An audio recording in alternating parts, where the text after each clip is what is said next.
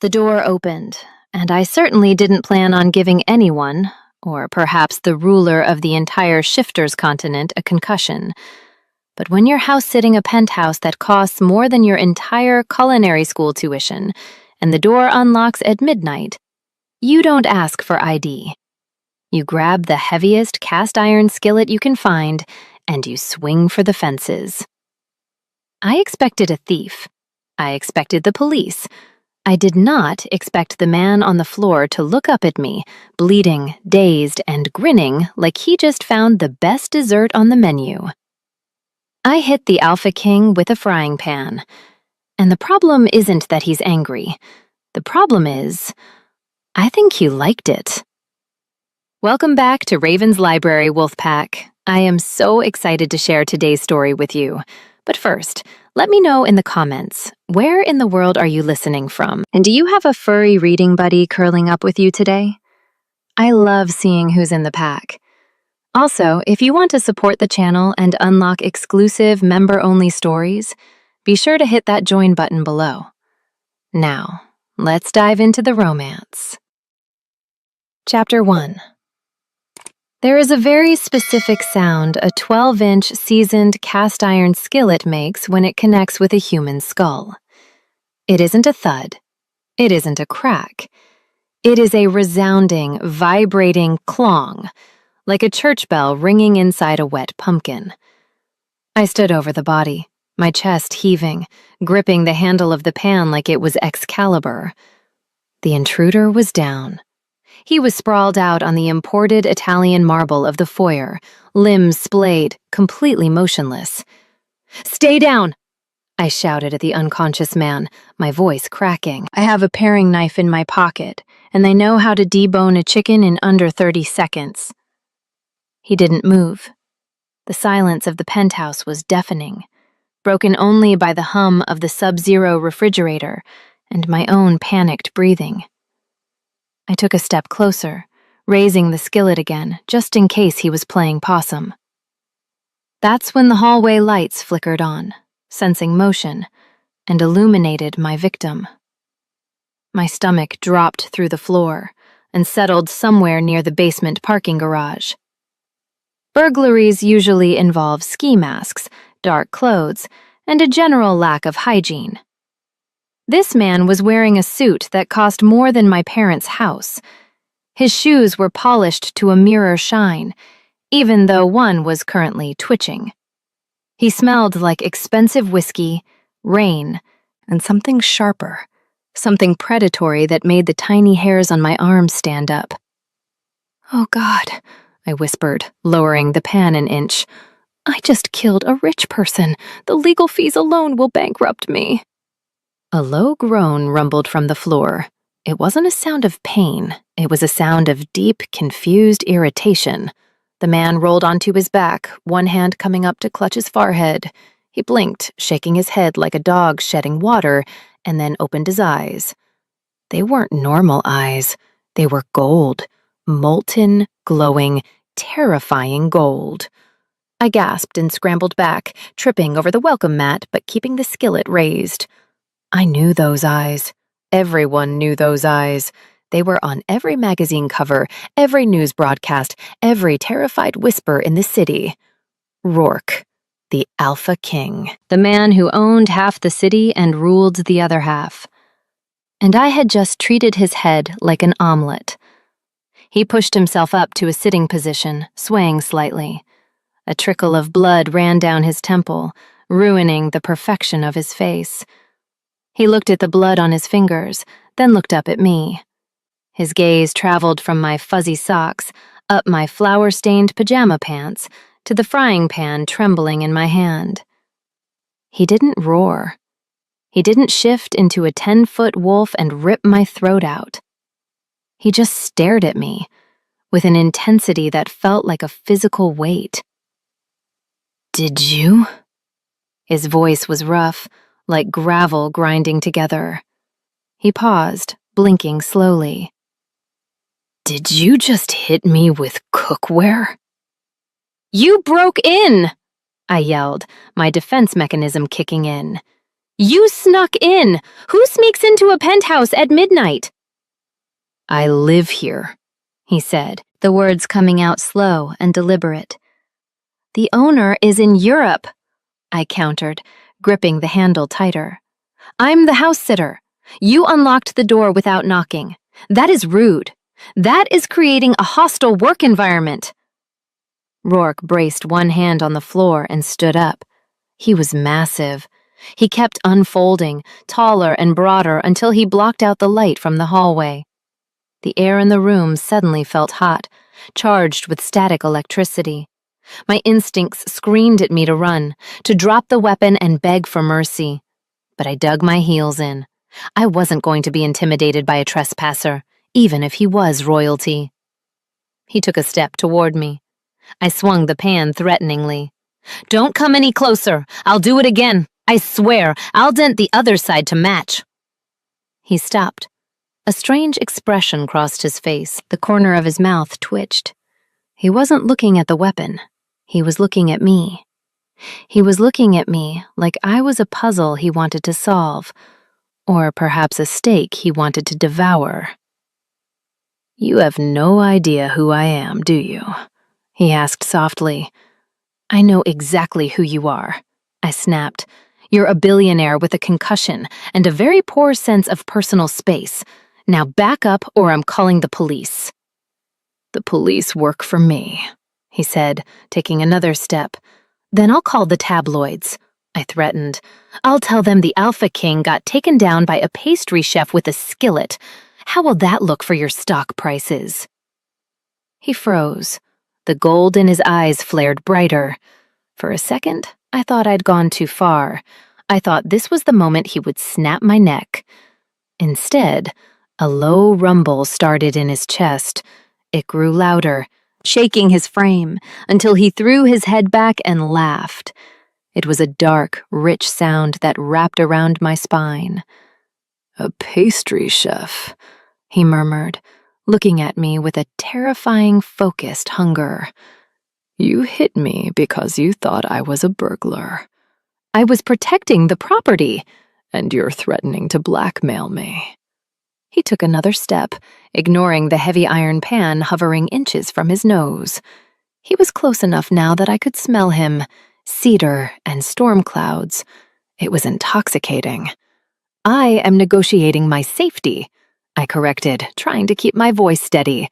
Put the pan down, little chef, he whispered, leaning down so his face was level with mine. The blood on his temple made him look dangerous, unhinged. You don't need it. I think I do, I whispered back. No, he said, his voice dropping to a growl that vibrated through the floorboards and straight into my chest. You don't. Because if I wanted to hurt you, you'd already be dead. But I don't want to hurt you. He reached out, his large hand wrapping around the barrel of the skillet, covering my fingers. His skin was scorching hot. I want to know, he said, his eyes locking onto mine, exactly what flavor of crazy you have to be to swing iron at a king. Before I could answer, the elevator doors behind him dinged open. 6 men in tactical gear poured into the hallway, eyes wild, scanning for a threat. Alpha, the lead guard shouted, spotting the blood. Secure the room. Target is armed. Rourke didn't look at them. He didn't let go of the pan. He just kept staring at me, a slow, possessive smirk spreading across his face as the guards raised their hands, looking confusedly at my pajamas. Leave us, Rourke commanded without breaking eye contact. But, sir, the guard stammered. She's armed. She assaulted you. I said leave, Rourke growled, the command slamming into the room like a physical blow. The guards froze, terrified. Rourke leaned in closer, his lips brushing my ear. Nobody is leaving until I get an apology, he whispered darkly. Or what? I breathed, my heart hammering against my ribs. Or, he pulled back, his gold eyes dancing with amusement. You make me dinner. Chapter 2. Make you dinner? I repeated, the words feeling heavy and absurd in my mouth. I tightened my grip on the skillet handle, my knuckles turning white. I am not your personal chef. I am an intruder defense system that you failed to bypass. Rourke blinked, his golden eyes sliding out of focus for a fraction of a second before snapping back to me. The blood was still trickling down his temple, a stark crimson line against his tan skin. He looked less like a king and more like a very expensive, very dangerous statue that had been tipped over. I think... He swayed, just an inch. I think you owe me an omelet. At a minimum. Sir! The lead guard stepped forward, his tactical boot crunching on the marble. He looked from me to Rourke, clearly torn between shooting the woman holding cookware and helping his boss who was currently listing to the left. We need to get you to medical. That's a head wound. You could have a subdural hematoma. I'm fine. Rourke dismissed him without looking away from me. I'm negotiating. You have a concussion, I blurted out, my chef training kicking in against my will. In the kitchen, safety was paramount. You didn't let someone bleed into the batter. Your pupils are dilated, you're slurring, you're making irrational demands. I am the alpha, he said, the word vibrating with a strange harmonic power that made the glass in the front door rattle. I don't get concussions. Physics doesn't care about your rank, I shouted, taking a step back as the adrenaline started to curdle into pure terror. Cast iron is harder than bone. You need ice, you need stitches, and you need to stop looking at me like I'm the dessert course. The guard took another step toward me, his hand hovering over the taser on his belt. Ma'am, drop the weapon. Now. Don't, Rourke growled. The sound was low, animalistic, and terrifyingly final. The guard froze instantly. Rourke turned his head slowly, wincing as the movement likely spiked the pain in his skull. If you touch her, you're fired. If you scare her, you're fired. If you breathe too loudly in her direction, you're fired. The silence that followed was absolute. I stared at him, bewildered. He was protecting me? The woman who just cracked his skull? Why? I whispered. Rourke looked back at me, and for a second the predatory haze lifted, replaced by genuine curiosity. Because you're the first thing to happen in this penthouse in 5 years that wasn't on a schedule. He took a step toward me, reaching out a hand. Now, about that dinner. As he reached for me, his knees buckled. It wasn't a dramatic fall. It was a slow, graceful crumple. The adrenaline and the sheer density of the frying pan finally caught up with his shifter physiology. He stumbled, catching himself on the wall, his eyes fluttering shut for a moment. Sir! The guards rushed forward, surrounding him, their earpieces buzzing with chatter about Alpha down and medical team inbound. This was it. The window. I didn't think. I didn't rationalize. I didn't wait to see if he was okay. I dropped the cast iron skillet onto the welcome mat with a dull thud, grabbed my tote bag from the floor, and bolted. Wait! I heard Rourke's voice, strained and groggy, echoing from behind the wall of security guards. Get back here! I didn't wait. I hit the elevator button, jamming it repeatedly until the doors slid open. I threw myself inside and hit the lobby button, my heart hammering a frantic rhythm against my ribs. As the doors began to slide shut, I saw through the gap in the guards. Rourke was pushing them aside, trying to stand up, his eyes locking onto mine through the closing sliver of steel. He mouthed one word. Run. And then the doors sealed, dropping me down 40 floors into the night. I sprinted through the lobby, past the sleeping doorman who had no idea I had just assaulted a head of state, and burst out into the rainy street. I ran until my lungs burned, until the fancy district was miles behind me, convinced that at any moment, a pack of wolves would tackle me to the pavement. 2 days. I had managed to survive 48 hours without being arrested, kidnapped, or executed. I spent those 2 days in a state of hyper-caffeinated paranoia.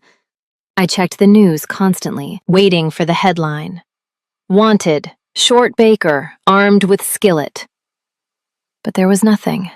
No police sketches, no breaking news alerts about the Alpha King's mysterious injury. It was as if it never happened. But I knew it happened. I could still feel the vibration of the handle in my palm. I was currently hiding in the only place I felt safe, the Crumb and Crust. It was a small, struggling bakery in the artistic district, which was a polite way of saying the rent was cheap because the plumbing was 70 years old. It smelled like yeast, burnt sugar, and desperation. "Gwen, you're doing it again," my assistant Leo said from the espresso machine.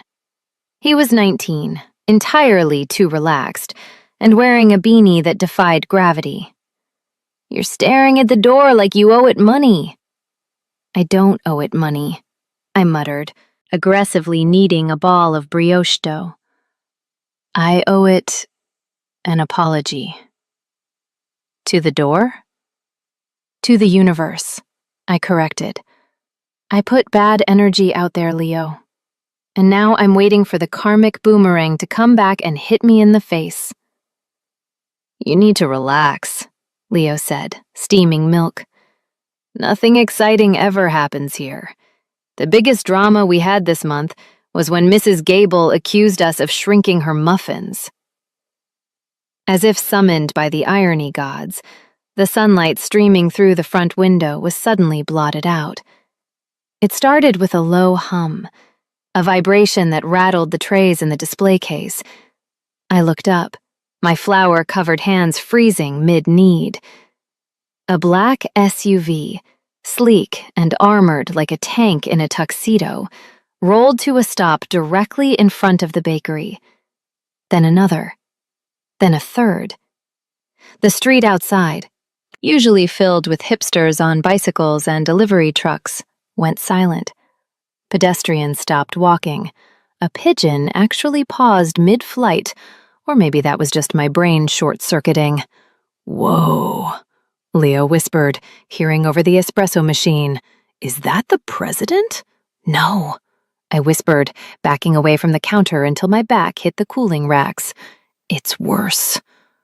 The back door of the middle SUV opened.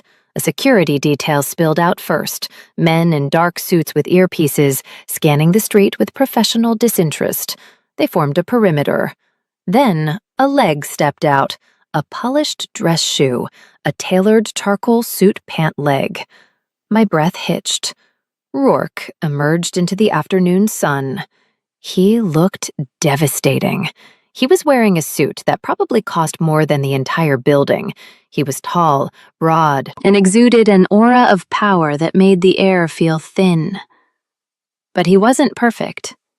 He was wearing dark aviator sunglasses. My heart slammed against my ribs. He was hiding the bruise. He was hiding the evidence of my crime. "Oh, sweet cheese," I whimpered, looking for an exit. The back door was blocked by a delivery of flour sacks I hadn't unpacked yet. I was trapped. Rourke buttoned his jacket, adjusted his cuffs, and looked up at the sign, the Crumb and Crust. He didn't look angry. He didn't look like he was leading a raid. He looked like a man who had a craving. He walked to the door. The little bell above it chimed, a cheerful ding-ding that sounded like a funeral toll to my ears. He stepped inside. The bakery, which usually felt cozy, suddenly felt microscopic.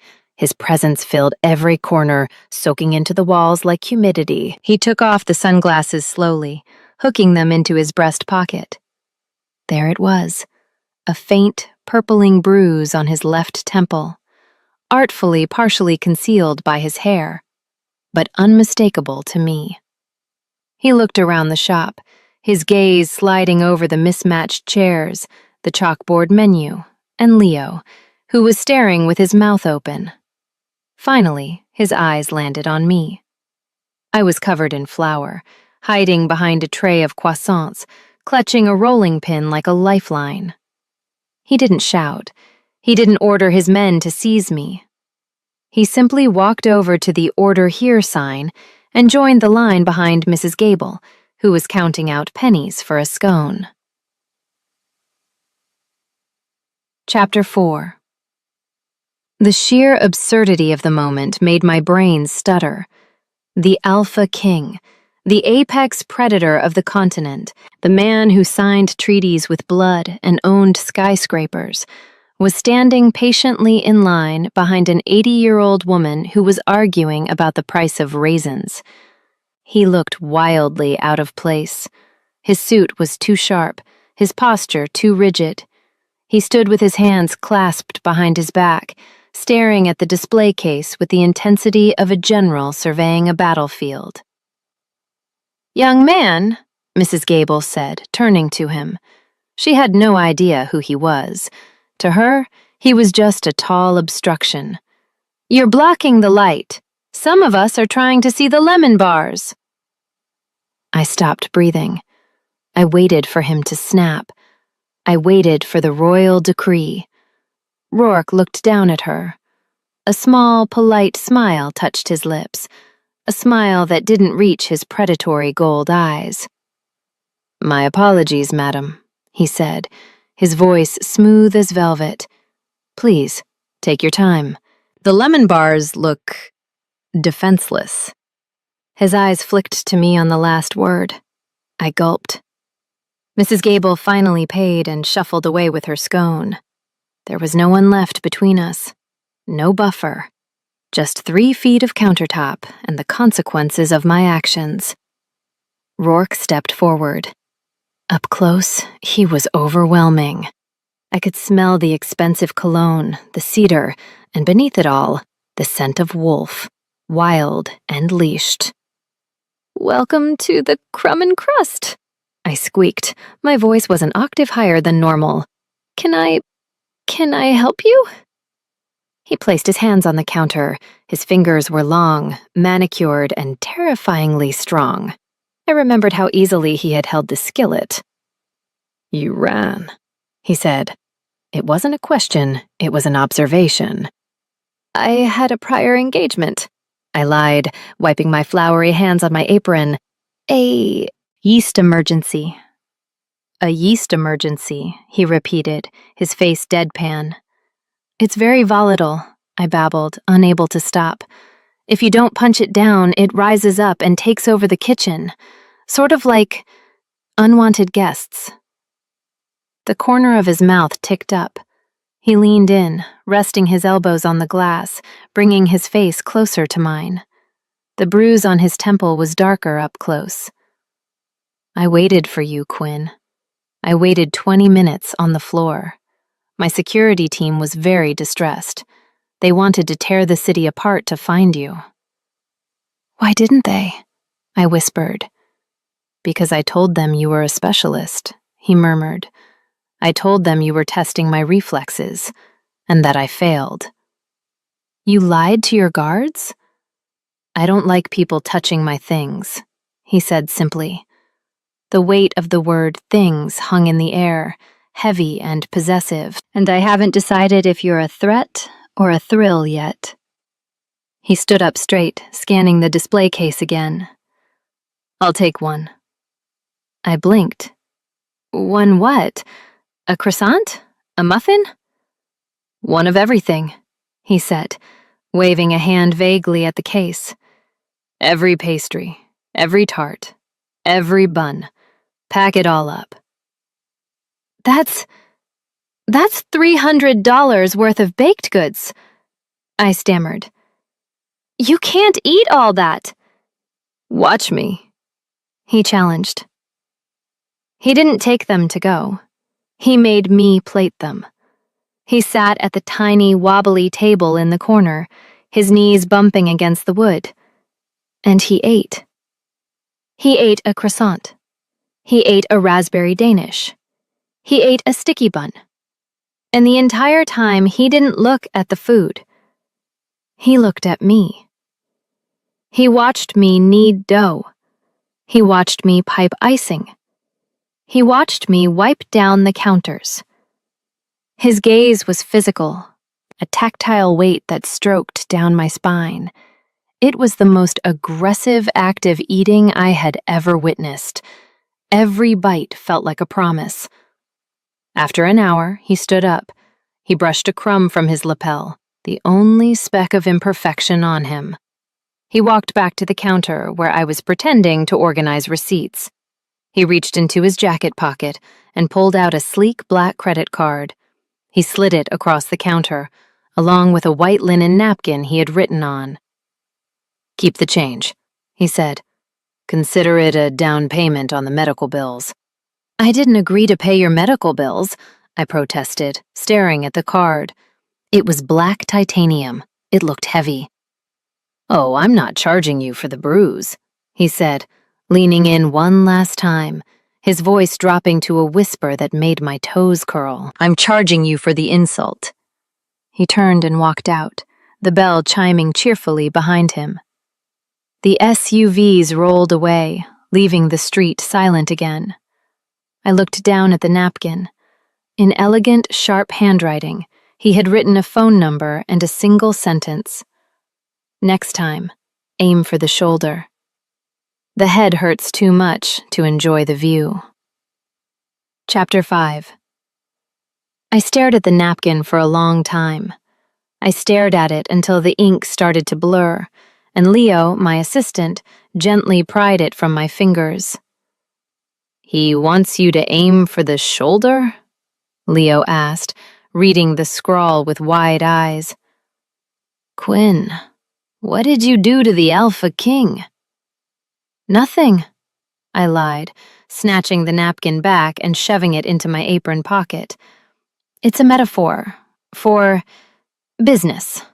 He thinks I aim too high." "He just bought out our entire inventory," Leo pointed out, gesturing to the empty display case. "I think your aim is fine." I tried to go back to normal. I really did. But normal is hard to achieve when the most powerful shifter in the hemisphere has decided to make you his new hobby. For 3 days, things were quiet. Suspiciously quiet. Rourke didn't return. No black SUVs blocked the street. I started to relax. I convinced myself that the pastry binge was a one-time curiosity, a rich man's whim. Then the letter came.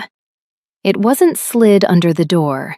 It was delivered by a courier in a silk suit who looked like he usually delivered diamonds or subpoenas. He handed me a thick, cream-colored envelope, bowed slightly, and left before I could ask if I was being sued. I tore it open right there at the counter. It was a lease addendum, not of ownership change. The property located at 442 Baker Street has been acquired by Obsidian Holdings. Effective immediately, rent for commercial tenants will be adjusted to reflect current market value. I scanned down to the new figure. My breath hitched. 300%? I screeched. They raised the rent by 300%? That's not a hike. That's an eviction notice with a smile. I didn't call the number on the paper. I was too angry for phones. I grabbed my purse, took off my apron, and marched out the door. The address for Obsidian Holdings was in the financial district, a glass spire that pierced the clouds. I stormed past the receptionist, ignored the security guards who tried to intercept me, and rode the elevator to the top floor. I was fueled by the righteous fury of a small business owner. When the elevator doors opened, I didn't wait to be announced. I walked straight toward the massive double doors at the end of the hall. I threw them open. "Listen here, you corporate vulture! You can't just..." I froze. It wasn't a sterile boardroom. It was a sprawling office with floor-to-ceiling windows overlooking the entire city. And sitting behind a desk made of dark polished wood, looking utterly unbothered, was Rourke. He was reading a file. He didn't look up immediately. He finished the paragraph, closed the folder, and then slowly raised his golden eyes to meet mine. He wasn't wearing sunglasses today. The bruise on his temple had faded to a faint yellow shadow. "Hello, Quinn," he said, his voice a low purr. "You made excellent time." "You," I breathed, the pieces clicking together. "You bought my building." "I needed to diversify my portfolio," he said, leaning back in his chair. He looked smug, insufferably, beautifully smug. "You bought it to harass me." I slammed the letter down on his desk. 300%? Nobody can pay this. You're trying to drive me out. "On the contrary," Rourke said, standing up. He walked around the desk, closing the distance between us. "I don't want you to leave. I want to renegotiate." "Renegotiate what?" I snapped, backing up until my heels hit the soft Persian rug. "I don't have money, Rourke. I have flour and sarcasm. That's it." "I don't want your money," he said softly. He stopped 2 feet away from me. The air pressure in the room seemed to drop. "I want your time." "My time?" "The rent hike goes away," he said, crossing his arms, his biceps strained against the fabric of his suit. "The building stays yours. In fact, I'll lower the rent to 0, free lease, for 5 years. It was a lifeline. It was a dream. It was a trap. "What's the catch?" I asked, narrowing my eyes. "Do I have to join your pack? Do I have to name a donut after you?" "You have to teach me," he said. I blinked. "Teach you what? How to run a country? I think you have that covered." "How to bake," Rourke said, his face completely serious. "I want private lessons, 2 nights a week, in my kitchen. You teach me how to make those raspberry things." "You want to learn to bake danishes?" I asked, skeptical. "Why?" He took one more step. He was so close now I could feel the heat radiating off him. He looked down at me, his eyes dark and hungry, and for a moment I knew he wasn't talking about pastries. "Because," he whispered, "it's the only way I can get you alone without my security team tackling you." Chapter 6. "This is a mistake," I muttered to myself. "This is a massive, catastrophic tactical error." I was standing in the kitchen of the penthouse, the scene of the crime. It looked different in the daylight, less shadowy, more opulent. The counters were made of white marble that probably cost more per square foot than my life insurance policy. "Relax," Rourke said from behind me. "I hid the frying pan." I spun around. Rourke had entered the kitchen. He had removed his suit jacket and rolled up the sleeves of his white dress shirt to his elbows, revealing forearms that were thick, corded with muscle, and dusted with dark hair. He looked like a model for a cologne ad called Forbidden Carb. "I am relaxed," I lied, clutching my bag of supplies. "I am a professional. Put this on." I tossed him a spare apron. It was pink. It said, "Kiss the Cook," on it. It was the only spare I had. Rourke caught it one-handed. He looked at the slogan. He looked at me. One eyebrow arched up perfectly. "Is this a command, Quinn?" "It's safety equipment," I said, my face heating up. "Flour stains are impossible to get out of silk." He didn't argue. He put it on. Seeing the Alpha King, a man who could command armies, wearing a frilly pink apron over his tailored shirt, was the most surreal image of my life. It should have been funny. It was funny. But it was also strangely domestic. "All right," I said, clapping my hands to break the tension.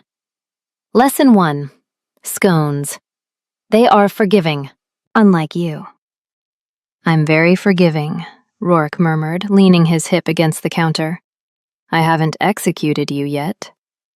"Flour," I ordered, pointing to the bag. "Measure 3 cups. Do not pack it down. Aerate it." The lesson went downhill immediately. Rourke was a man used to broad strokes, power, force, command. Baking was chemistry. It required precision. He didn't measure, he estimated. He didn't fold, he crushed. "No, no!"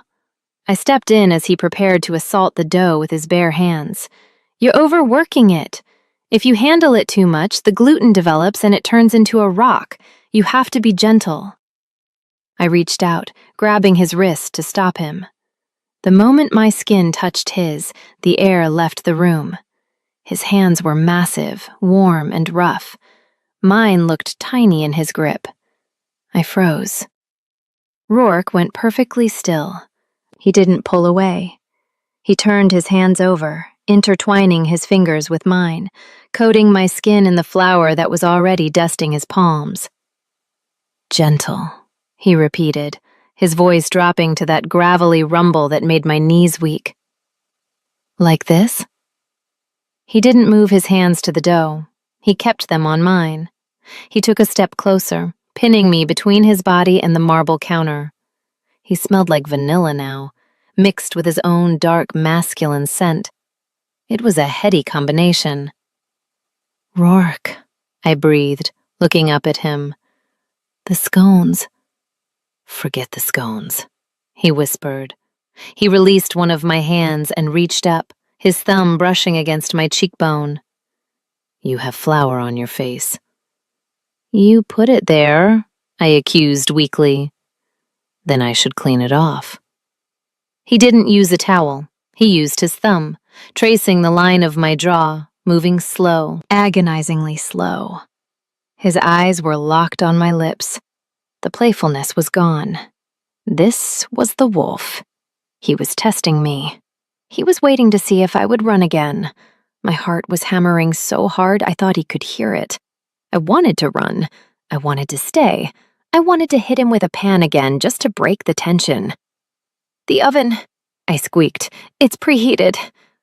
Rourke didn't blink. He leaned down, his face inches from mine. I could feel his breath on my lips. "Quinn," he murmured, "do you have any idea how hard it is to let you boss me around?" "I'm the teacher," I whispered. "You're a menace," he corrected gently. Suddenly, a loud pop echoed from the bowl behind us. The bag of flour, which Rourke had clumsily knocked over with his elbow during our staring contest, tipped off the counter and hit the floor. Poof! A white mushroom cloud exploded upwards, engulfing us both. I coughed, waving my hands. Rourke froze, looking down. He was covered. From his black shoes to his dark hair, he looked like a powdered donut. He slowly wiped his eyes. He looked at me. I looked at him. I couldn't help it. I snorted. Then I giggled. Then I was laughing, full hysterical belly laughs. The Alpha King, the terrifying ruler, looked like a ghost. Rourke stood there for a second, his expression unreadable. Then, slowly, a grin spread across his face. A real one, boyish and unguarded. "You think this is funny?" he asked softly. "You look—" I gasped for air. "You look ridiculous." "Good," he said, stepping through the white cloud toward me, "because I'm not the only one." He reached for the bag of sugar. "Rourke, don't you dare!" I shrieked, backing away. "Class is dismissed," he growled playfully. "Now it's war." Chapter 7. The war, unfortunately, did not stay in the kitchen. After the flour incident, which ended with both of us hosed down in his shower, fully clothed, regrettably, Rourke shifted tactics. He decided that if he couldn't own me, he would upgrade me. It started small. New patio furniture for the bakery appearing overnight. Then a delivery of rare Madagascan vanilla beans that cost more than my car. Then an industrial-grade Italian espresso machine that required a PhD to operate. "Quinn," Leo said on Thursday morning, staring at the delivery men hauling in a gold-plated mixer. "I think your boyfriend is trying to buy your love with appliances." "He is not my boyfriend," I hissed, signing the delivery slip aggressively. "He is a guilt-ridden billionaire trying to assuage his conscience because I gave him a concussion." "Right," Leo said dryly, "because men usually send $5,000 mixers to women who assault them. It's a classic courtship ritual." I couldn't send it back. I tried. The delivery guys said their orders were install or death. I kept the mixer. I named it the bribe. But the gifts were just the prelude. The real problem was the presents. Rourke started spending his mornings at the bakery. He didn't just buy pastries anymore. He set up a mobile office at the corner table. He brought his laptop. He took conference calls with foreign dignitaries while eating my blueberry muffins. He became a fixture. A very large, very scary fixture. Customers were terrified. Business actually slowed down because people were afraid to walk past the Alpha King to get a bagel. "You have to stop," I told him on Friday, slamming a coffee down on his table. "You're scaring the regulars. Mrs. Gable is afraid to come in because she thinks you're going to tax her pension." Rourke looked up from his laptop. "I'm increasing your property value." "You're loitering," I argued. "Don't you have a kingdom to run? A war to start? A ribbon to cut?" "I'm working," he said calmly, "and I like the smell here." He looked at me, his eyes dropping to my lips. "It's sweet." Before I could retort, the door chimed. A man walked in. He wasn't a regular. He was a tourist, young, fit, and clearly a shifter, though from a different pack. He didn't notice Rourke in the corner. He only noticed me. I put on my customer service smile. "Hi, what can I get you?" The guy leaned on the counter, giving me a slow, appreciative up and down look. "Well, I see a lot of things I'd like," he said, his voice dropping to a smooth flirt. "But I guess I'll start with coffee. Unless you're on the menu?" It was a harmless, cheesy line. I rolled my eyes, ready to shut him down with a witty comeback. I never got the chance. A sound tore through the bakery. It wasn't a word, it wasn't a shout, it was a growl. It started low, like an earthquake deep underground, and rose into a vibrating snarl that rattled the espresso cups in their saucers. The air in the room instantly turned ice cold. The tourist froze. The color drained from his face. He slowly turned his head toward the corner. Rourke was standing. The laptop was forgotten. He wasn't looking at the tourist. He was looking through him. His golden eyes were blazing with a feral, terrifying light. His lips were pulled back slightly, revealing the tips of his canines. He didn't speak. He didn't have to. The message was primal, broadcast on a frequency that every predator understood instinctively. Mine. The tourist swallowed hard. He looked at me, then back at the monster in the corner suit. The guy stammered, backing away from the counter. "I forgot my wallet. In my car. In the next state." He turned and bolted out the door so fast he nearly took the hinges with him. Silence descended on the bakery.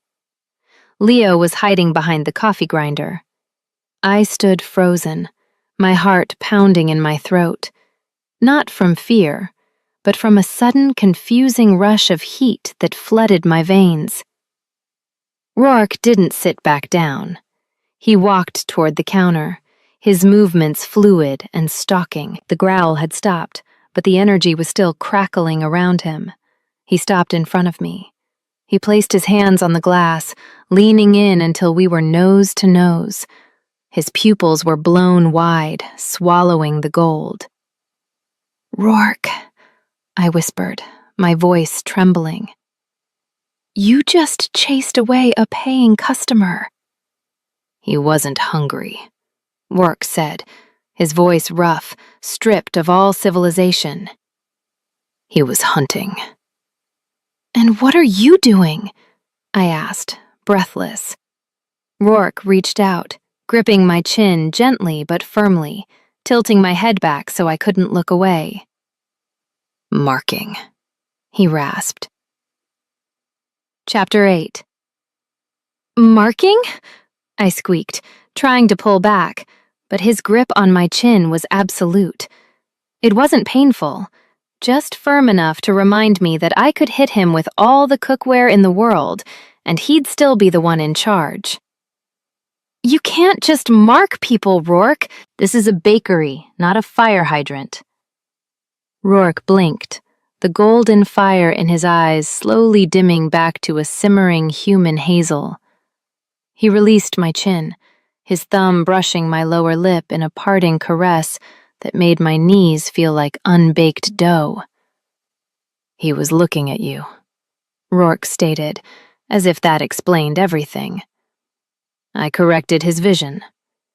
"You terrified him," I argued, trying to restart my heart. "That was a potential Yelp review walking out the door."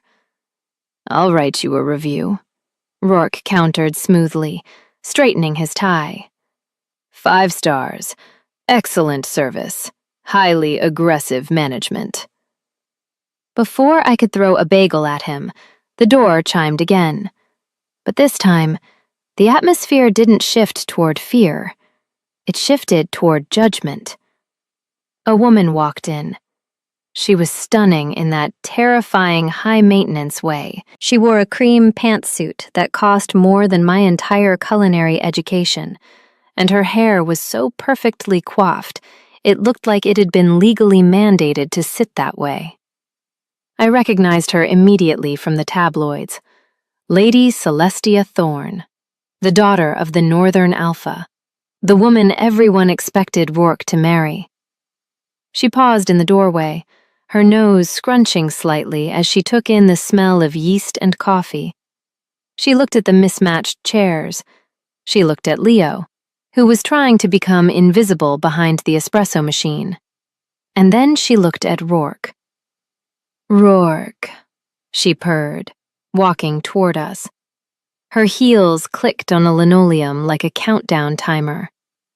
"Security said you were conducting business in the district. I didn't realize your business involved carbohydrates." Rourke didn't turn around. He didn't even look at her. He kept his eyes on me. "I'm busy, Celestia."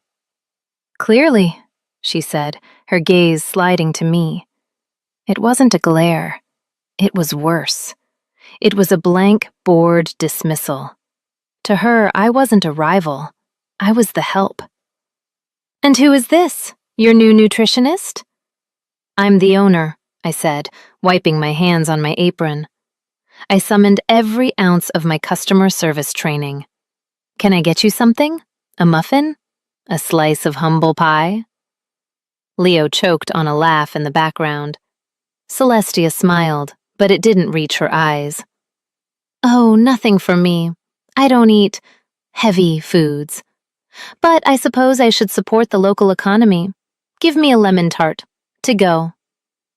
She said local economy like it was a disease. I felt a flash of irritation hot enough to bake a souffle. I reached into the case and selected a tart. It was from the batch I'd made yesterday, the one where I'd accidentally grated too much of the bitter white pith into the zest. I had been planning to throw them out. "Excellent choice," I said sweetly, boxing it up. It has a very distinct, sharp flavor. I think you'll find it matches your palate perfectly. I set the box on the counter. On the house. Celestia looked at the box, then at Rourke. She moved closer to him, placing a manicured hand on his bicep. Rourke, darling, the solstice ball is coming up. My father was hoping you'd join us in the royal box. We need to discuss the border treaties. Rourke looked at her hand on his arm. He looked at it like one might look at a smudge of dirt. He didn't shake her off.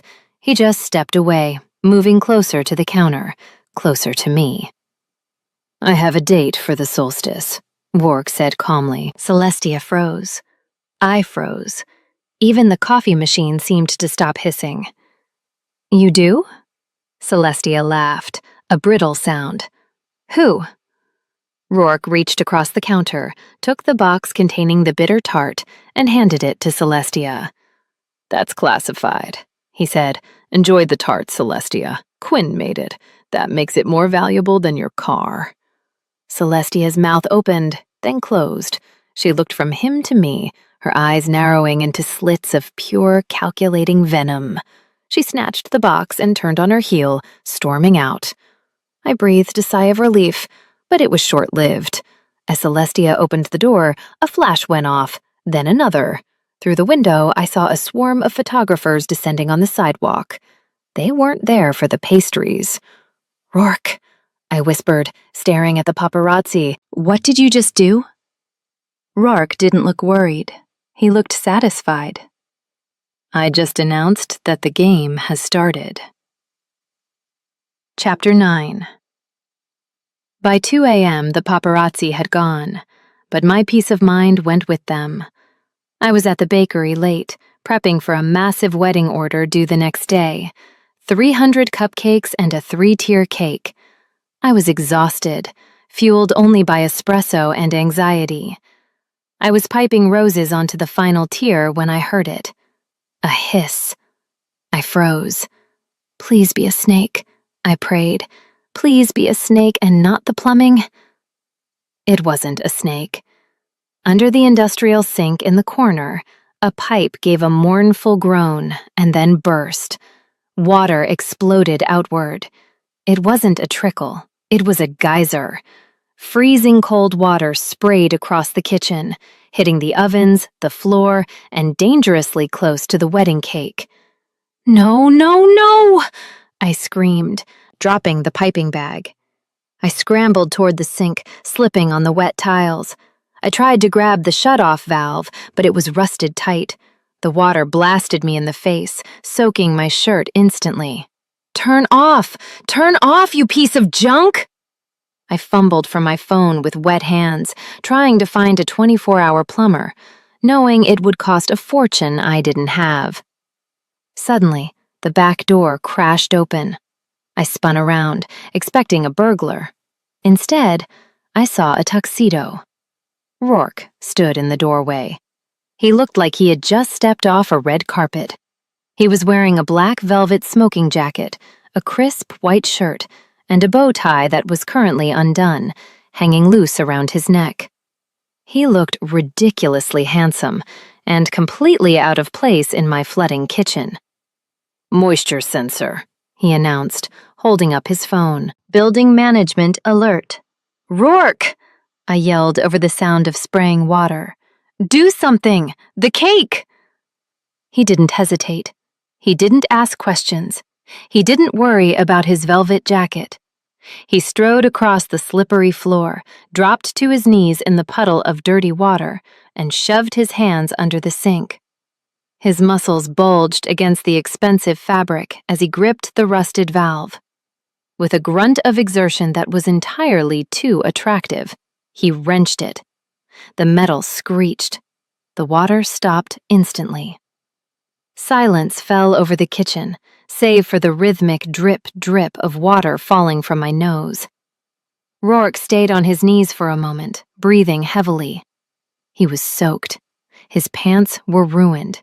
His hair was plastered to his forehead. He looked up at me, water dripping from his eyelashes. "Are you all right?" he asked. "Me?" I stared at him. Look at you. You're wearing a tuxedo in a swamp. That jacket probably costs more than my kidneys. He stood up, shaking the water off his hands like a dog. It's just clothes, Quinn. Is the cake safe? He walked over to the prep table, inspecting the wedding cake with intense seriousness.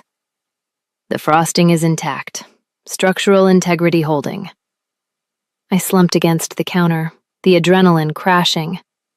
Thank God. If that cake got ruined, I'd have to leave the country. Bridezillas are scarier than alphas. Debatable, Rourke murmured. He looked at me, taking in my shivering form. You're freezing. He shrugged off his wet velvet jacket. Underneath, his white dress shirt was soaked transparent, clinging to his chest and abs like a second skin. I tried very hard not to stare. I failed. We need to clean this up, he said, rolling up his sleeves. Grab a mop. You are not mopping, I said, horrified. You are the king. I am currently a plumber, he corrected, grabbing the mop bucket. And you have a deadline. We worked in silence for an hour. He mopped, I dried. Then, because the disaster had set me back, he stayed to help. Watching the Alpha King try to pipe icing onto a cupcake was the most agonizing and adorable thing I had ever seen. He held the piping bag like a grenade. It's too delicate, he grumbled, crushing a sugar flower. Why is it so fragile? Because it represents love, I said sleepily, leaning against his shoulder to guide his hand. It's sweet, and it breaks easily. He went still. I realized I was leaning on him. I realized his body heat was soaking into me, warming my shivering bones. It was 3:30 a.m. The world outside didn't exist. It was just the smell of vanilla, the hum of the refrigerator, and the solid, safe weight of him. Love isn't fragile, he whispered, turning his head so his nose brushed my hair. Not the real kind. The real kind is like cast iron. You can beat the hell out of it and it just gets stronger. I didn't have a comeback for that. I was too tired. I closed my eyes, just for a second. Okay, I mumbled. Just 5 minutes. I slid down to the floor mats. Rourke sat beside me. He pulled me into his lap, wrapping his arms around me to shield me from the cold. I should have pushed him away. I should have run. Instead, I buried my face in his wet shirt and fell asleep. Chapter 10. Waking up was a sensory experience. First, there was the smell. Not yeast or sugar, but cedar, rain, and warm skin. It was the best thing I had ever smelled. Then, there was the heat. I was wrapped in something solid and heavy, like a weighted blanket that breathed. I shifted, nuzzling into the warmth. A hand, large, heavy, and reassuring, rubbed slow circles on my back. 5 more minutes. A deep, rumbled voice vibrated against my ear. My eyes snapped open. I wasn't in my bed. I was on the floor of the bakery, lying on a yoga mat I kept for breaks, and I was completely, hopelessly tangled in the limbs of the Alpha King. Memory slammed into me like a freight train. The pipe, the tuxedo, the piping bag, the cuddling. Oh no, I whispered. Rourke tightened his grip, pulling me closer. He was still asleep, his face buried in the crook of my neck. He looked younger like this, softer, the lines of command smoothed out. For a terrifying second, I let myself want it. I let myself imagine waking up like this every day. No rent hikes, no lonely nights, just this impossible man who fixed my plumbing and ate my burnt croissants. Then reality kicked down the door. He was a king, I was a baker. Celestia Thorne was right. I wasn't a partner. I was a novelty, a flavor of the month. Eventually, he would get bored of the feisty commoner act and go back to his tower, and I would be left here with a broken heart and a business I couldn't afford. I scrambled backward, kicking his shin in my panic. "Get off!" I yelped. Rourke woke up instantly. 1 second he was asleep, the next he was alert, his hand snapping out to steady me. "Quinn? What's wrong? Is there an intruder?" "Yes!" I shouted, scrambling to my feet and smoothing down my wrinkled clothes. You're the intruder!" Rourke sat up, rubbing his face. He looked rumpled and dangerously sexy. "I fixed your sink, Quinn. We fell asleep. It's not a scandal." "It is a scandal!" I paced the small kitchen. "You have to leave, right now. The sun is up. People will see you." "I don't care if they see me," he said, standing up. He towered over me, filling the space. "I care!" I spun on him. "This isn't a game to me, Rourke. You can play bakery for a few weeks, but this is my life. You have a kingdom. I have a mortgage. We are not the same." "We are mates," he growled. The word hung in the air, heavy and absolute. He hadn't said it before. Not like that. "No," I denied, my voice shaking. "We aren't. You're just obsessed. You've never had anyone tell you no before, so you think it's love, but it's not. It's just novelty." Rourke went still. The hurt flashed across his face, raw and open, before his expression hardened into stone. "Is that what you think?" he asked quietly. "That you're just a challenge I'm trying to win?" "Yes," I lied. It hurt to say it. "Go find a Luna, Rourke. Go find someone who knows which fork to use and doesn't smell like grease. That's who you need." He walked toward me. I backed up until I hit the sink he had fixed. He placed a hand on the counter beside my hip, boxing me in, but he didn't touch me. "I don't want a Luna," he said, his voice low and fierce. "I have thousands of wolves who will bow to me, Quinn. I have armies that will die for me. I don't need a follower. I need a partner. I need the woman who isn't afraid to hit me with a pan when I'm wrong." He leaned in, his eyes searching mine. "But I won't force you. If you want me to leave, say it. Say, 'I feel nothing for you, Rourke.' And I will walk out that door and never come back." I opened my mouth to say it. The lie was right there. I feel nothing. But I looked at his wet shirt. I looked at the icing stain on his cuff. I looked at the gold eyes that had watched me sleep. I couldn't say it. I faltered. "I need you to go. Please." It wasn't a denial. It was a plea for self-preservation. Rourke stared at me for a long moment. He understood. He nodded, once, a sharp jerk of his head. "Fine," he said. He stepped back. The warmth vanished. "I'll go." He grabbed his ruined velvet jacket and walked out the back door without looking back. I slumped against the counter, burying my face in my hands, trying not to cry. "You did the right thing, Quinn," I told myself. "You saved yourself." 10 minutes later, there was a knock at the front door. I wiped my eyes, expecting Rourke to have returned. I yanked the door open. "I told you, I can't—" It wasn't Rourke.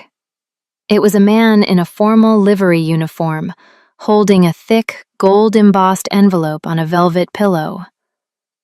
"Delivery for Ms. Quinn regarding the Royal Solstice Ball," the courier announced formally. "The palace requires your signature." I stared at the envelope. It wasn't an invitation. It was a contract.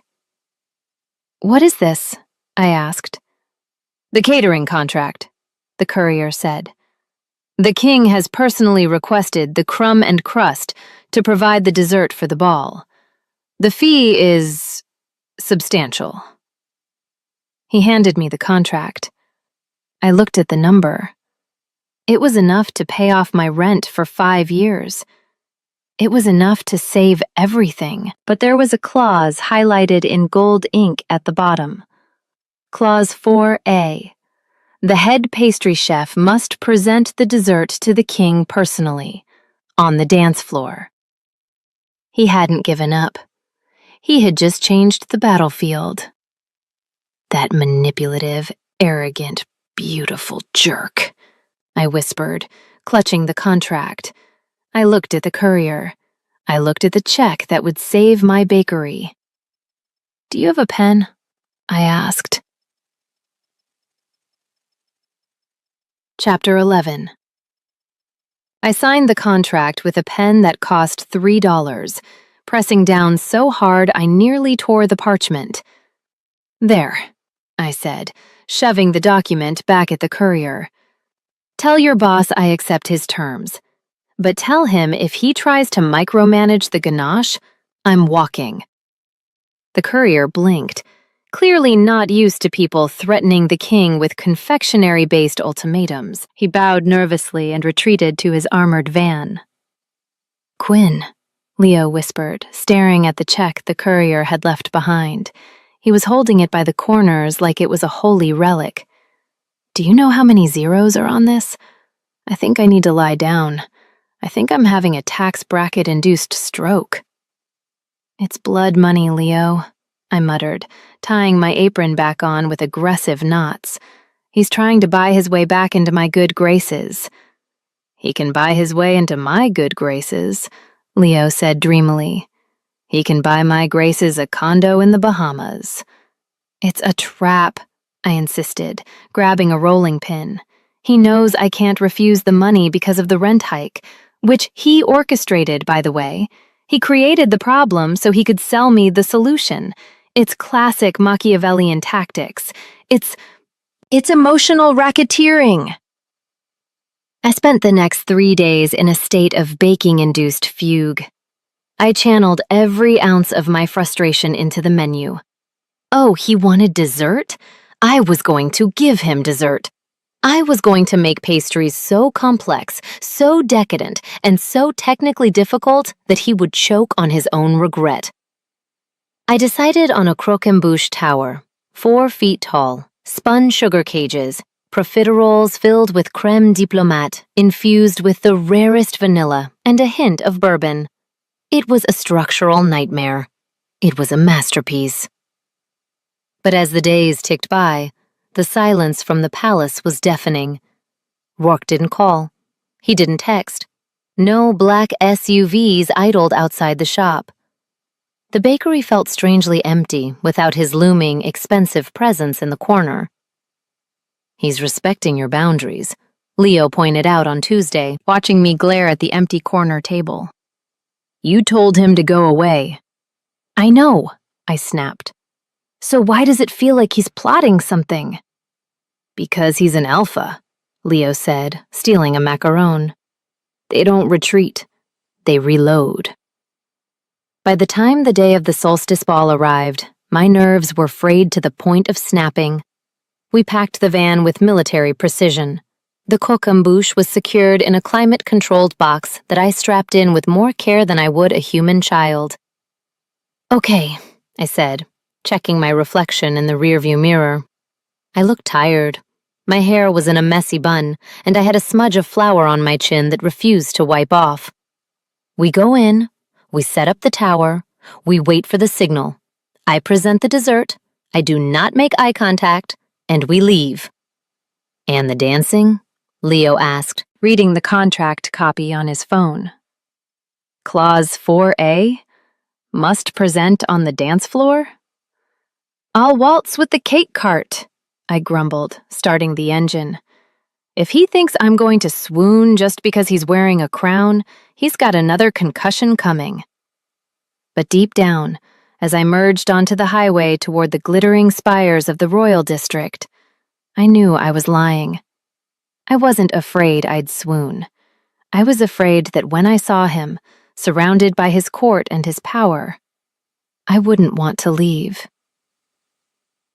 Chapter 12. The palace service entrance was larger than my entire apartment building. Security was tighter than an airport.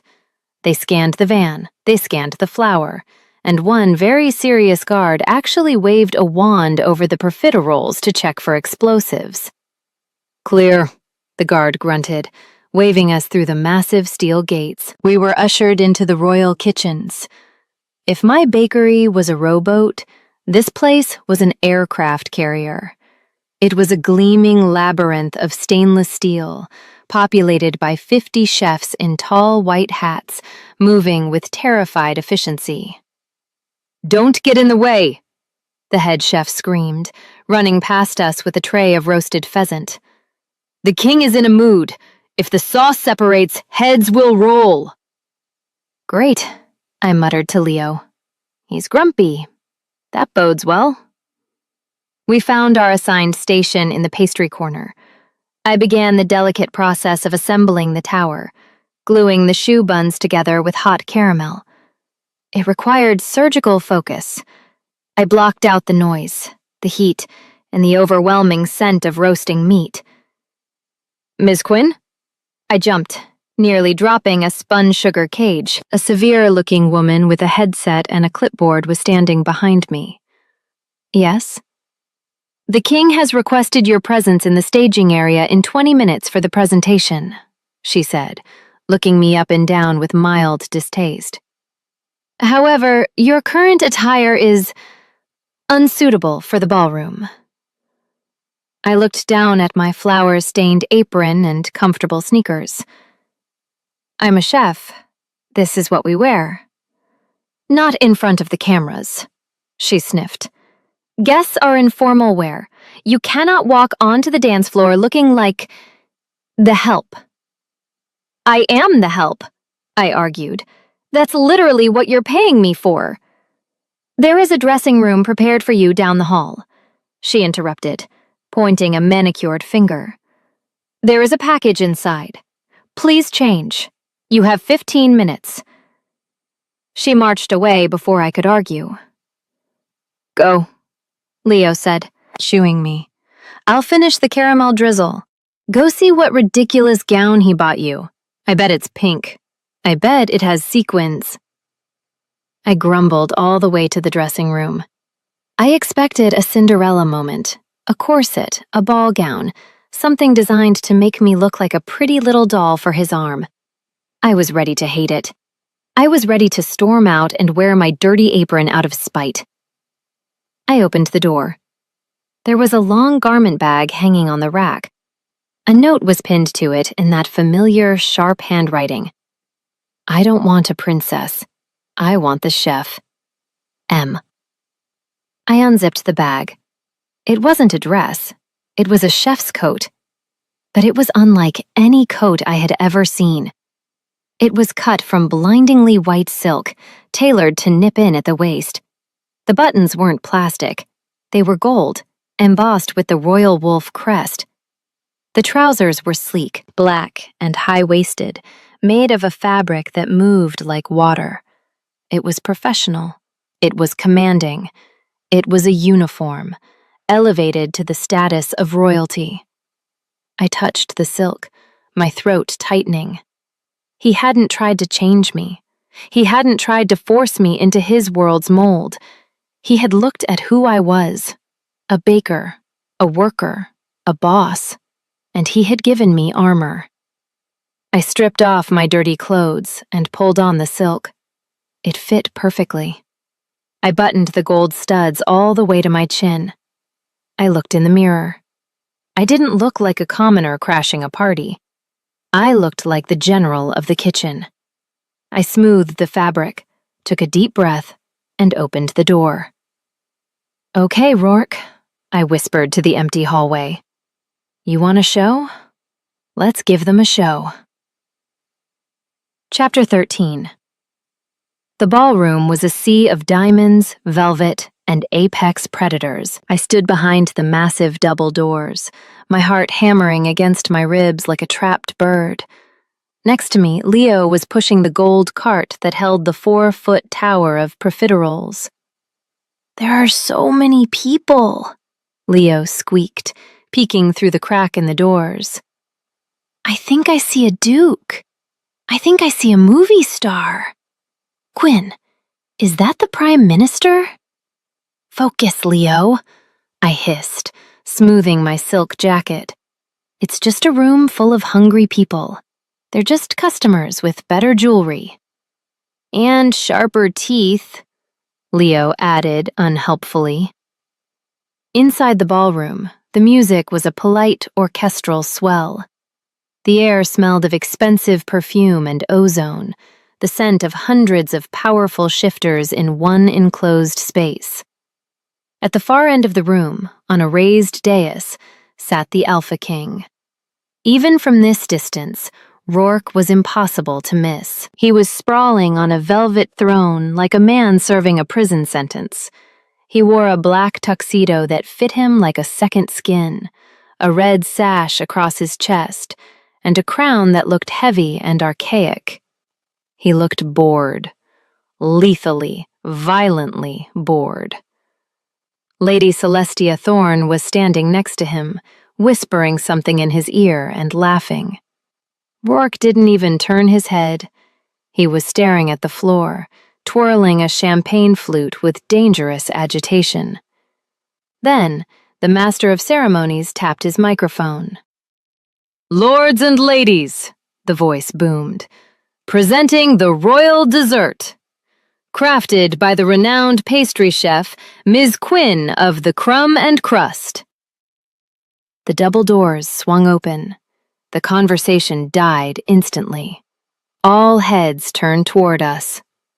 "Go," I commanded quietly. Leo pushed the cart. I walked beside it. Walking into that room felt like walking into a lion's den wearing a steak necklace. The silence was heavy. Hundreds of eyes tracked us. I could hear the whispers starting. "Who is she? Is that a chef's coat? Why is she wearing gold buttons? Isn't that the human girl from the rumors?" I kept my chin high. I fixed my eyes on the dais. I didn't look at the crowd. I looked at the king. Rourke hadn't moved when the doors opened, but the moment I stepped across the threshold, he froze. He stopped twirling the glass. His head snapped up. He didn't see me yet. I was too far away. But he smelled me. I saw his nostrils flare. I saw the boredom vanish from his face, replaced by a sudden, intense focus that made the hair on my arms stand up. He stood up. The movement was so abrupt that Celestia stumbled back. The music faltered. You didn't just stand up when the king was seated. Rourke ignored the protocol. He ignored the court. He stepped down from the dais, his golden eyes locking onto me across the expanse of the polished dance floor. He started walking toward me. The crowd parted like the Red Sea. They scrambled to get out of his way. He wasn't walking like a host greeting a guest. He was walking like a wolf closing in on its mate. I stopped the cart in the center of the room. My hands were shaking, but I clasped them behind my back. Rourke didn't stop until he was 3 feet away. He loomed over me, blocking out the light, blocking out the crowd. He looked at the silk jacket. He looked at the gold buttons. He looked at my face. A slow, devastating smile spread across his lips. "Hello, burglar," he said, his voice low enough that only I could hear it, yet heavy enough to carry the weight of the crown. "Your Majesty," I replied, forcing my voice to be steady. "Delivery for the crown." "I see that," he murmured. He didn't look at the pastry tower. "You wore the jacket." "It fits," I said. "Thank you." "I wanted everyone to know," he said, taking a step closer, invading my personal space in front of 1,000 witnesses. "Know what?" I breathed. "That you don't belong to the kitchen," he whispered, reaching out to brush a stray lock of hair from my forehead. "You belong to the king." Suddenly, a sharp, clattering sound broke the moment. Lady Celestia had followed him down. She accidentally bumped into a waiter carrying a tray of red wine. The tray tipped. The glass shattered, and a wave of dark crimson liquid splashed across the back of my pristine white silk jacket. The room gasped. I froze. The cold wetness soaked through the silk instantly. I stood there, ruined. The symbol of my professionalism, the armor he had given me, was stained red. I heard Celestia's mock apologetic voice behind me. "Oh dear, how clumsy. But really, staff shouldn't be on the dance floor anyway." I closed my eyes, waiting for the humiliation to hit, waiting for security to usher me out. Then I heard a sound that stopped my heart. Rourke growled. It wasn't the playful growl from the bakery. It was a sound of pure, unadulterated violence. The room went deathly silent. I opened my eyes. Rourke wasn't looking at me anymore. He was looking over my shoulder at Celestia. His eyes were glowing so bright they looked like molten coins. "Give me a napkin," he commanded. The waiter, trembling, handed him a white linen cloth. Rourke turned back to me. The rage in his eyes vanished, replaced by a terrifying tenderness. "Turn around," he whispered. "Rourke, don't," I hissed. "Everyone is watching. Just let me go." "Turn around." I turned, and then, in front of the press, the nobility, and the cameras, the Alpha King dropped to his knees. Chapter 14. The sound of a collective gasp in a room with fantastic acoustics is a terrifying thing. It sounded like all the oxygen had been sucked out of the ballroom by a giant vacuum. I stared down at the top of Rourke's head. His dark hair was gleaming under the chandeliers. He was on one knee, on the floor, at my feet. The Alpha King, the man who owned skyscrapers and commanded armies, was kneeling in a puddle of spilled Cabernet Sauvignon, holding a linen napkin. "Rourke," I hissed, my voice vibrating with panic. "Get up. You look insane. You are ruining your suit." "Stay still," he commanded softly. He didn't scrub. He didn't wipe frantically. He pressed the white linen against the back of my silk jacket with gentle, deliberate pressure, absorbing the wine. His large hand was warm against my lower back, the heat seeping through the ruined fabric and branding my skin. The intimacy of it was staggering. He wasn't just cleaning a stain. He was tending to a wound. "Rourke, darling." Celestia's voice wavered somewhere behind me. It was high, brittle, and edged with genuine fear. "What are you doing? It's just the help. The cleaners will handle it. Please, get up. You're making a scene." Rourke paused. He didn't look up. He didn't turn around. But the temperature in the room dropped 10 degrees. "A scene," Rourke repeated. His voice wasn't loud, but it carried to the back of the room like a crack of thunder. He slowly peeled the wine-soaked napkin away from my jacket, checking his work. Then he stood up. He rose like a tide, powerful, inevitable, and terrifying. He turned slowly to face Celestia. She took a step back, her hands clutching her clutch so hard her knuckles were white. The smirk was gone from her face, replaced by the pale, wide-eyed look of prey realizing the fence is electrified. You ruined her jacket, Rourke said. It was a statement of fact, delivered with zero emotion. It was an accident, Celestia stammered, looking around for support. The crowd looked away. Nobody was going to jump in front of this train. I tripped. And besides, it's just a uniform. I'll buy her a new one. I'll buy her 10. It is not a uniform, Rourke growled, stepping closer to her. It is my crest. She wears my colors. He held up the stained napkin, letting it drop to the floor at Celestia's feet. It landed with a soft plap that echoed in the silence.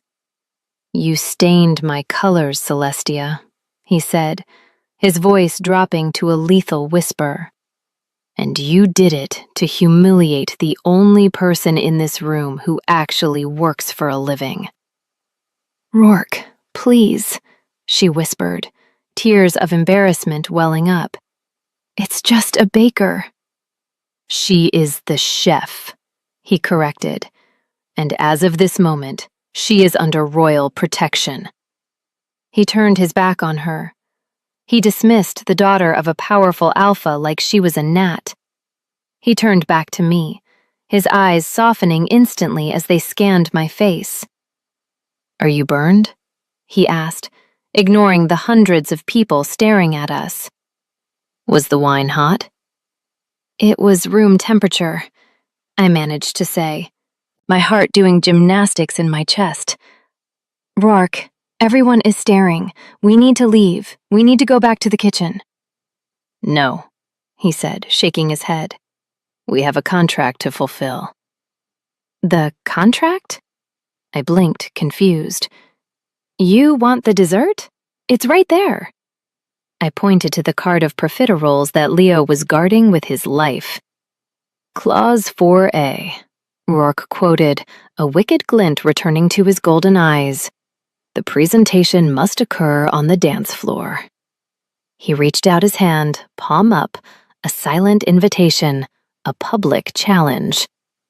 I am covered in wine, I whispered furiously. I smell like a dive bar. You smell like vanilla and trouble, he countered. Dance with me, Quinn, or I'm going to kneel again, and next time, I'll stay there until you say yes. Chapter 15. I looked at his hand. It was broad, calloused, and steady. I looked at his face. He wasn't playing a game anymore. He was putting his reputation, his dignity, and his pride on the line for me. If I walked away now, I would save face, but I would break him. I took a deep breath, squared my shoulders, and placed my hand in his. If you step on my toes, I warned, I'm charging extra.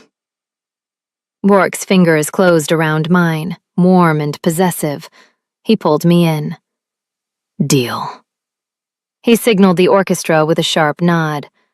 The strings swelled into a waltz, something sweeping and romantic that felt entirely at odds with the fact that I was wearing sneakers and a wine-stained jacket. Rourke placed his other hand on my waist, right over the damp silk. He didn't flinch at the wetness. He pulled me flush against him, destroying the polite distance required for a ballroom dance. We began to move. I expected to be clumsy. I expected to trip. But Rourke was a force of nature. He didn't just lead, he carried the momentum. He guided me through the turns with effortless strength, making me feel like I was floating. The crowd blurred into a wash of color. The whispers faded. It was just the two of us, spinning in the center of the world. You're surprisingly light on your feet, I murmured, looking up at him. For a man who usually just sits on a throne and glares. I have many hidden talents, Rourke replied, his eyes locked on mine. I'm also excellent at dishwashing, and I make a terrible plumber. I laughed. The sound bubbled up before I could stop it, bright and real in the stuffy room. You were a terrible plumber. You used a tuxedo as a towel. It was effective. He shrugged. He spun me out and pulled me back in, the motion dipping me slightly. Quinn? Yes? They're terrified of you, he said, nodding vaguely toward the perimeter of the room. I glanced over his shoulder. He was right. The dukes and duchesses were watching us with wide, fearful eyes. They weren't looking at the stain anymore. They were looking at the way the king was holding the baker. They're not terrified of me, I corrected. They're terrified of you. They think you've lost your mind. Maybe I have, he whispered, leaning down so his forehead rested against mine. We were still dancing, swaying in a tight circle. I haven't looked at a budget report in 3 days. I ate a carbohydrate. I publicly insulted a diplomat. I am unraveling. You seem fine to me, I breathed. I am not fine, he growled softly. I am obsessed. I wake up thinking about you. I go to sleep thinking about you. I look at this room full of people who want my power, and all I can think is that none of them would dare to hit me with a frying pan. Is that really the bar? I asked, my voice trembling. Blunt force trauma? The bar is honesty, he said, intense. You see me, Quinn, not the title, not the money. You see the man, and you aren't impressed. I'm a little impressed, I admitted. You cleaned my jacket. I would burn this palace down if you asked me to, he stated calmly. The music reached a crescendo. Rourke stopped spinning. He held me there, in the center of the silence, his arm like an iron band around my waist. Be my mate, he said. It wasn't a question. It wasn't a proposal. It was a plea. My heart stopped. The word hung between us. Mate. It meant everything. It meant forever. It meant sharing a soul, a life, a pack. Rourke, I whispered, panic warring with desire. I can't just... I have a bakery. I have a life. I can't be a queen. I don't know how to wave. I hate pantyhose. Keep the bakery, he said immediately. Burn the pantyhose. I don't care. Dictate the terms. Write them on a napkin. I'll sign anything. He looked at me with such raw, open hope that it broke me. I started. Suddenly, a flashbulb went off, then another. The spell broke. The press had found their courage. Shouts erupted from the sidelines. Your Majesty, is this an engagement? Who is she? Miss Quinn, look here! Rourke's head snapped up. The vulnerability vanished, replaced by the alpha mask.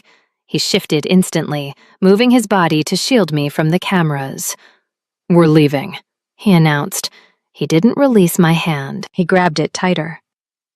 He didn't walk back to the throne. He turned toward the double doors, dragging me with him. Wait, I gasped, stumbling to keep up with his long strides. The dessert! The tower! We didn't cut it! Let them eat cake, Rourke growled, kicking the doors open. Chapter 16. We burst into the hallway, leaving the chaos of the ballroom behind. Rourke didn't slow down. He marched down the corridor, his cape billowing. Metaphorically, he wasn't wearing a cape, but he had the energy of a man who should be. Rourke, slow down! I yelped, my sneakers squeaking on the polished marble. Where are we going? The van is back at the loading dock. Leo is still in there. Leo will be fine, Rourke said, not stopping. My security will escort him home. He'll probably enjoy the ride in the armored convoy. He will, I admitted, breathless. He loves drama. But where are we going? Away, he said, before I bite a photographer. He bypassed the elevators and kicked open a side door that led to a private stairwell. We descended 2 flights of stairs, his hand never leaving mine. We emerged into a private, underground garage that looked more like a showroom for the Batmobile. There was a single car waiting, A sleek, black, low-slung beast of a machine that looked fast enough to break the sound barrier. Rourke opened the passenger door. "Get in." "I am not getting in that," I protested. "That is not a car. That is a midlife crisis on wheels." "Quinn," he warned, his hand on the door frame. "Get in." I got in. The leather smelled like him. Rourke vaulted into the driver's seat, hit the ignition button, and the engine roared to life with a sound that vibrated through my bones. We shot out of the garage and into the night, leaving the palace and its scandal in the rearview mirror. The drive was silent. Rourke drove with aggressive precision, his knuckles white on the steering wheel. I watched the city blur past, the lights, the river, the skyline that he owned. My adrenaline was crashing. I slumped in the seat, looking down at my wine-stained chef's jacket. I felt ridiculous. I felt exhilaratingly alive. "You kidnapped me," I said finally, breaking the silence. "I rescued you," he corrected, eyes on the road. "Rescued me from what? The dessert course?" "From the sharks," he said. He glanced at me. "If we had stayed, they would have eaten you alive. They would have asked you about your lineage, your bank account, your past relationships. I wasn't going to let them dissect you." I looked at his profile, the sharp jawline, the determined set of his mouth. He really believed that. He wasn't trying to control me. He was trying to protect me. "Where are we going?" I asked softly. "This isn't the way to the bakery." "We aren't going to the bakery," he said. "The press is already camping out there. If you go home tonight, you won't sleep." "Then where?" Rourke signaled a turn. We headed toward the skyline, toward the tallest building in the city. "The penthouse," he said. "The scene of the crime?" I asked, raising an eyebrow. "Are you taking me back to the place where I assaulted you?" "It seems appropriate," he murmured, "since we have unfinished business." He pulled the car into the private garage of the Obsidian Tower. He killed the engine. The silence returned, heavy and thick with unsaid things. He didn't open his door. He turned in his seat to face me. The dashboard lights cast shadows across his face, highlighting the gold in his eyes. "You didn't answer me," he said quietly. "Answer what?" "In the ballroom," he said. "I asked you to be my mate. You didn't say no." "I didn't say yes either," I whispered. "But you didn't say no," he repeated. He reached out, his hand hovering over my cheek before he dropped it, as if afraid to touch me now that the adrenaline was gone. "Quinn, I am done playing games. I am done buying pastries I don't eat just to see you. I want you, here, with me." "I can't just be your queen, Rourke," I said, my voice shaking. "I'm not cut out for it. I throw pans, I yell, I get flour in my hair. I will embarrass you." "You will ground me," he corrected. "I don't need a statue. I need you." He reached into his pocket and pulled out a folded piece of paper. It was wrinkled. It was stained with grease. It was the napkin from the first day. "What is that?" I asked. "The terms," he said. He handed me a pen, a cheap plastic Bic pen he must have stolen from my bakery. "Write it down," he commanded softly. "Everything you want, every condition, every demand. If you want the bakery, write it. If you want weekends off, write it. If you want me to abdicate and move to a farm, write it." I took the pen. I looked at the napkin. I looked at him. You're serious, I breathed. Deadly, he said. Write your treaty, Quinn, because once you sign it, I'm never letting you go. I hesitated. Then, slowly, I pressed the pen to the napkin. First condition, I said aloud, writing as I spoke. I drive.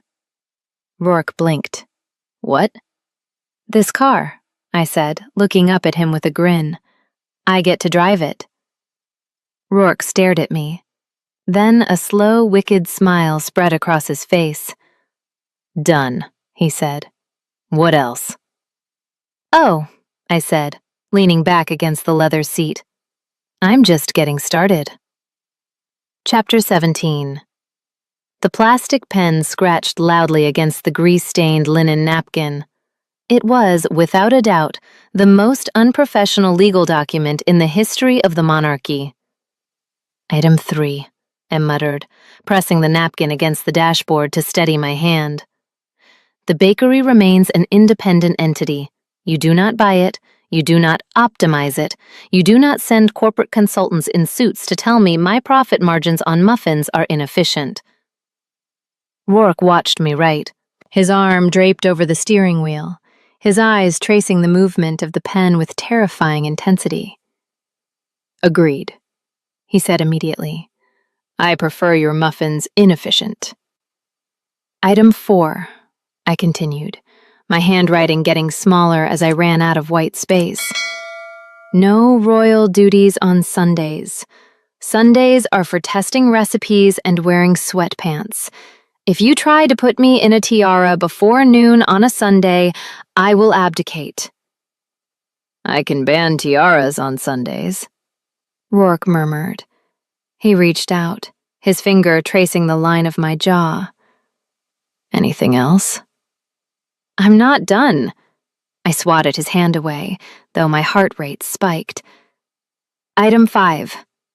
Domestic labor. Rourke blinked.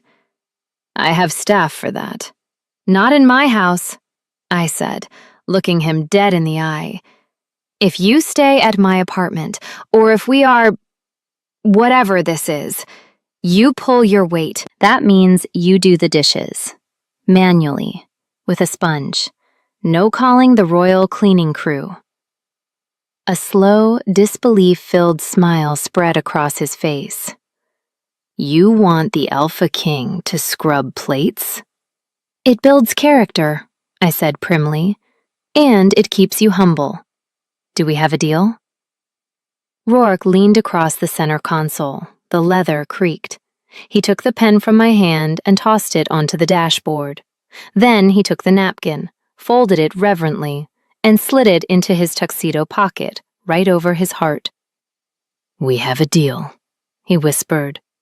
Now stop writing. I want to take you upstairs.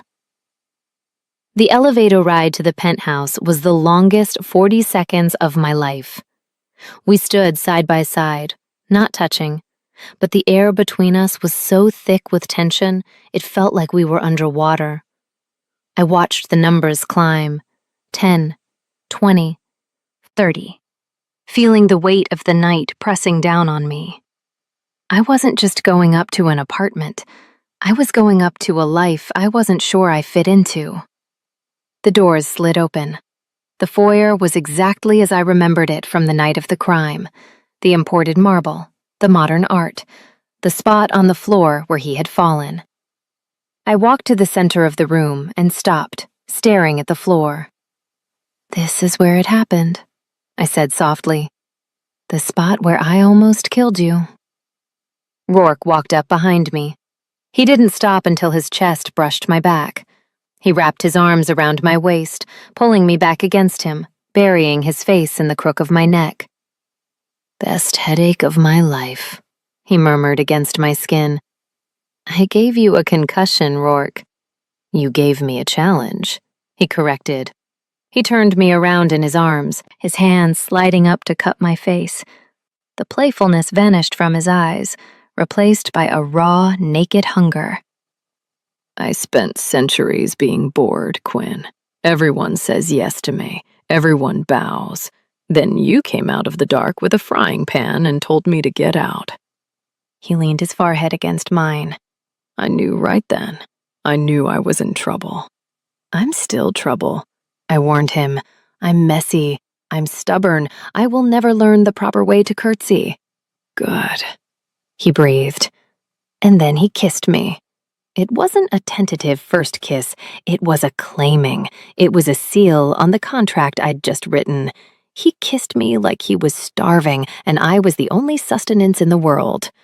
I grabbed the lapels of his tuxedo, pulling him closer, melting into the heat and the scent of cedar and rain. For the first time all night, maybe for the first time in my life, I didn't feel like I was fighting for my place in the world.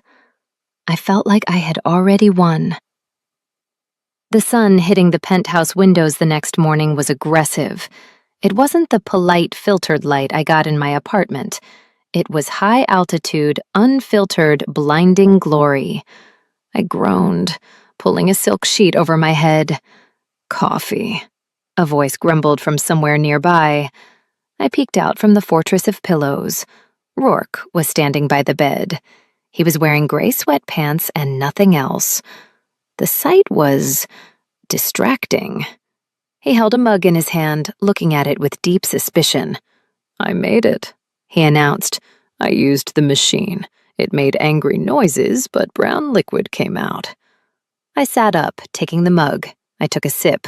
It was terrible. It tasted like burnt rubber and good intentions.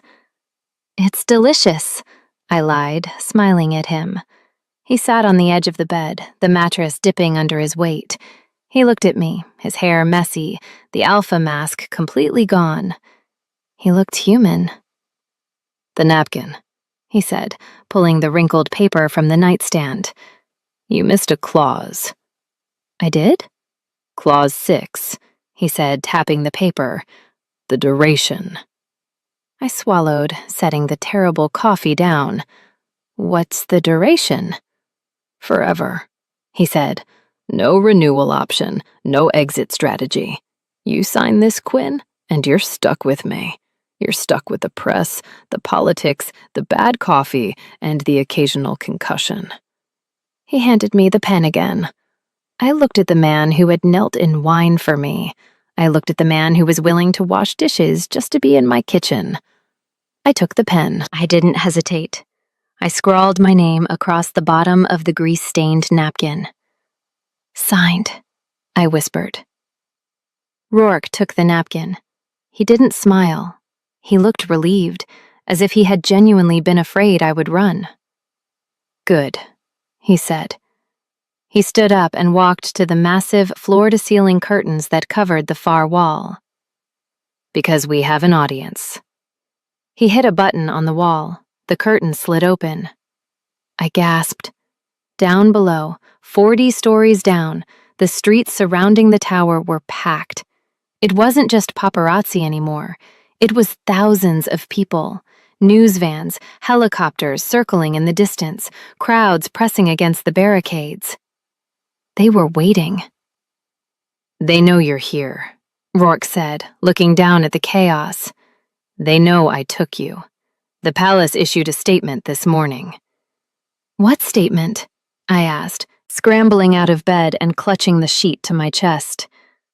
What did you tell them? Rourke turned back to me, his silhouette framed by the morning light and the city he ruled. I told them, he said calmly, that the king has finally surrendered. He held out his hand to me. Are you ready to go down there and accept your victory? Chapter 18. The Kingmaker. I'm wearing a sheet, I pointed out, staring down at the ocean of people 40 stories below. If I go out there now, I'm not accepting victory. I'm accepting an indecency charge. Rourke laughed, a low rumble that vibrated against my back. We'll get you clothes, Quinn. But you can't hide anymore. You signed the napkin. You're legal. I looked at the crowd. I saw the signs. Long live the chef. Show us the skillet. It was absurd. It was terrifying. It was my life now. I took a deep breath, released the death grip I had on the silk sheet, and turned back to the man who had turned my quiet, flower-dusted existence into a national event. "Okay," I said, squeezing his hand. "Let's go. But if anyone asks, I'm driving." 7 months later. "Order up. 2 lattes, oat milk, extra hot, 1 bear claw, and for the love of all that is holy, someone stop the alpha from eating the inventory." I slammed a tray of fresh croissants onto the counter of the Crumb and Crust, wiping sweat from my forehead. The bakery was absolute chaos. It had been chaos for 6 months straight. Ever since the napkin treaty was signed, my little shop had transformed from a neighborhood secret into a pilgrimage site. Tourists lined up around the block, not just for the pastries, but for the show. And the show was currently standing in the corner, wearing a bespoke 3-piece Italian suit protected by a neon green apron that said, "Don't feed the animal." Rourke was frosting cupcakes. Badly. "I am quality control," Rourke argued, licking vanilla buttercream off his thumb with a deliberation that made 3 women at table 4 simultaneously faint. "This batch is substandard. The structural integrity is weak." "The integrity is fine," I yelled over the hiss of the espresso machine. "You just like the sugar rush. Rourke, that is a customer's order. Put it down." He paused, holding a cupcake halfway to his mouth. He looked at me with those golden eyes that could stop armies, feigning innocence. Then, slowly, deliberately, he took a bite, maintaining eye contact the entire time. "Delicious," he smirked. "I'm firing you," I groaned, grabbing a rag to wipe down the counter. "I am literally firing you. Get out of my kitchen. Go run the country. Go sign a law. Go do king things." "I am doing king things," he countered, swallowing the cupcake whole. "I am supporting local business, and I'm guarding the assets." He wasn't joking about the guarding part. While he played the role of the bored trophy husband, the bakery was the safest place on earth. When a rude customer had snapped his fingers at Leo last week, Rourke hadn't roared. He just walked up behind the guy and stood there, silent and looming, until the customer apologized, tipped 50%, and left walking very quickly. Leo slid past me, carrying a tray of